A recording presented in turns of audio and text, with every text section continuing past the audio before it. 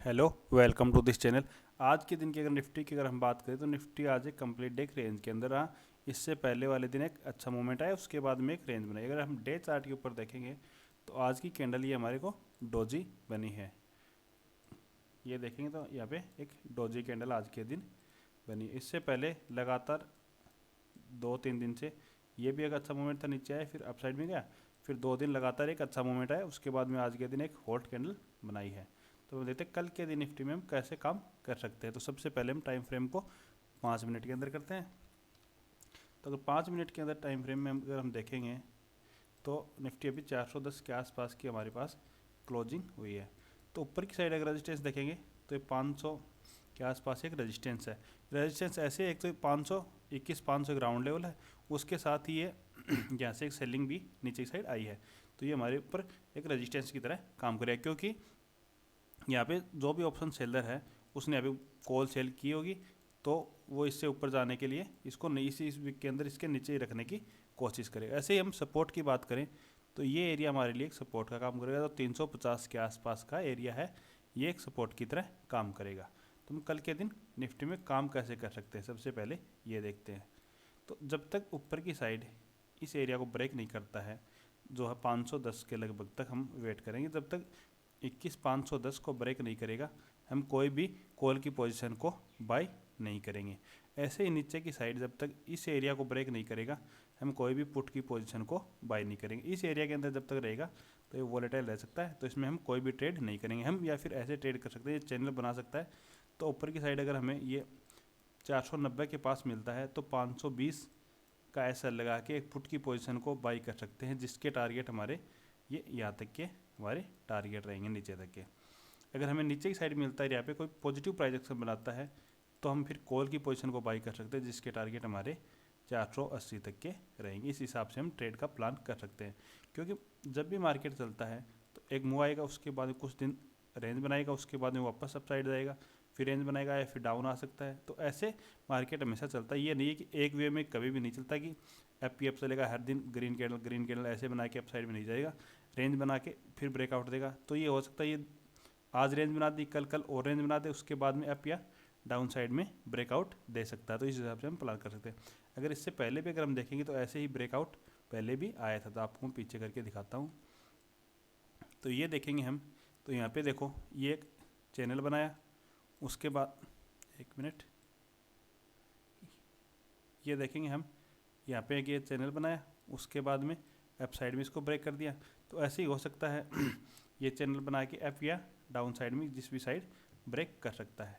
तो हम कल की ट्रेड हमने 2 तो निकाल ली, अब और ट्रेड देखते हैं अगली ट्रेड हम कैसे प्लान कर सकते हैं। फ्लैट या normally gap up gap down की स्थिति में हमारी ट्रेड यही रहेगी। अगर हमें यहाँ पे मिलेगा तो एक कॉल की पोजीशन की ट्राई करेंगे, अगर यहाँ पे मिलेगा तो हम एक पुट की पोजीशन की ट्राई करेंगे। ये तो हमारे चैनल के हिसाब से ट्रेड हो गई। अब हम बड़ा गैप अप या गैप डाउन की स्थिति में देखते हैं कैसे ट्रेड कर सकते हैं। तो अगर 500 से ऊपर ही गैप ओपन होता है और एक 5 मिनट की कैंडल ग्रीन क्लोज देता है, तो फिर हमें नीचे की साइड की ट्रेड का प्लान नहीं करना है। अप साइड के लिए ही कोई भी पॉजिटिव प्राइस एक्शन के ऊपर हमें ट्रेड लेना है। या फिर हम 500 से ऊपर ओपन होता है तो अवॉइड भी कर सकते हैं, क्योंकि हो सकता है ये 500 से 600 भी चला जाए, या फिर यहाँ पे वोलेटाइल भी हो जाए। तो हमें अप साइड में थोड़ा या तो बहुत कम क्वांटिटी में ट्रेड करना है, या फिर हमें बिल्कुल अवॉइड ही करना है। अगर गैप डाउन ओपन होता है तो हमें नीचे की साइड ही ट्रेड करना है, अप साइड में ट्रेड नहीं करना, क्योंकि बहुत दिनों से हम देख रहे हैं गैप ओपन हो रहा है, मार्केट अप जा रहा है या फिर वहीं रेंज बना रहा है। तो अगर इतने दिनों के बाद भी गैप डाउन ओपन होगा तो जो भी कॉल पुट सेलर है उसके सभी के ऐसे हिट होंगे और एक बड़ा नीचे की साइड मूवमेंट आ सकता है। तो गैप डाउन की स्थिति में हमें फर्स्ट 5 मिनट की कैंडल रेड बनेगी तो ट्रेड लेनी है, या फिर कोई भी नेगेटिव प्राइस एक्शन के ऊपर भी हम ट्रेड ले सकते हैं, जिसका ऐसा हम 30 पॉइंट से बड़ा नहीं देखेंगे। 30 पॉइंट का ऐसा लगा कि कम से कम हम 150 पॉइंट तक के टारगेट के लिए हम ट्रेड प्लान कर सकते हैं। नीचे की साइड हमारा अगर गैप डाउन ओपन होता है तो ये यहाँ तक भी हमें कल के दिन भी देखने को मिल सकता है। कम से कम 200 पॉइंट की एक सेलिंग नीचे की साइड आ सकती है। ये मैं आपको क्यों बता रहा हूँ कि इतनी सेलिंग क्यों आ सकती है, क्योंकि अगर हम इंडिया विक्स को देखेंगे तो 2 दिन से लगातार बढ़ रहा है और 14 से ऊपर इंडिया विक्स अभी सस्टेन कर रहा है। तो अगर इंडिया विक्स अप साइड में जा रहा है तो मार्केट में डाउन साइड आने की संभावना बहुत ज़्यादा बढ़ जाती है। अब हम देखते हैं कल के दिन फिन निफ्टी की एक्सपायरी, तो उसका चार्ट वो देख लेते हैं, उसके अंदर हम कैसे ट्रेड का प्लान बना सकते हैं। अभी ओपन हो रहा है। तो अगर फिन निफ्टी को अगर हम देखेंगे तो मैं जो आपको चैनल का बता रहा था, इसके अंदर पहले से ही देखो एक चैनल बना हुआ है। अगर आज के दिन किसी ने चैनल के ऊपर ट्रेड लिया होगा तो उसे एक अच्छा प्रॉफिट यहाँ पे मिला होगा।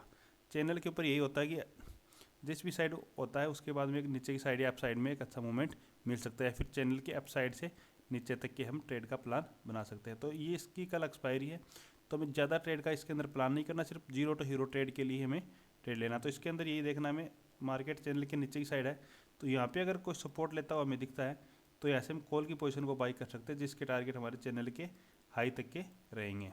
या फिर बाई चांस गैप ओपन हो जाता है इस चैनल से ऊपर और उसके बाद में इसके अंदर एक 5 मिनट की कैंडल क्लोज देता है तो हम नीचे ही लीटर रेट लेंगे, या फिर इससे ऊपर एक 5 मिनट की अपसाइड में क्लोज दे देता है या फिर कुछ टाइम तक होल्ड करता है तो हम एक अपसाइड के लिए भी ट्रेड का प्लान बना सकते हैं।